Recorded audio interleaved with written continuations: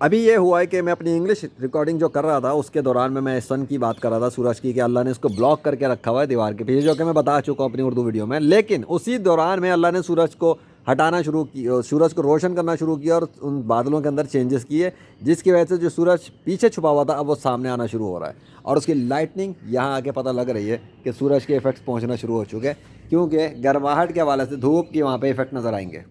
تو سورج کو اللہ نے آن سے مطلب ظاہر کر دیا ہے، اور اب وہ پھاڑتا ہوا نکلتا ہوا آ رہا ہے اللہ کے حکم سے. اس سے پہلے بلاک تھا، یہ گرماہٹ نہیں تھی جو سویرے سامنے آ رہی ہے. یہ بھی ایک نشانی ہے، کھلی نشانی ہے، اور یہ بھی ایک معجزہ ہے، یہ بھی ایک معجزہ ہے. اور بادلوں پہ بھی غور کرو، اس درخت پہ غور کرو تو تمہیں ادھر بھی یہ نشانی نظر آئے گی. اگر غور کر سکو تو غور کر لینا، کیونکہ یہ اتفاق نہیں ہے کہ سورج کے ساتھ میں تو دیوار بنائی ہوئی ہے اور باقی سائڈ کھلی پڑی ہوئی ہے. اللہ اکبر. ٹھیک ہو گیا؟ سورج از اوپننگ. اللہ اکبر. لا الہ الا اللہ محمد رسول اللہ صلی اللہ علیہ وسلم.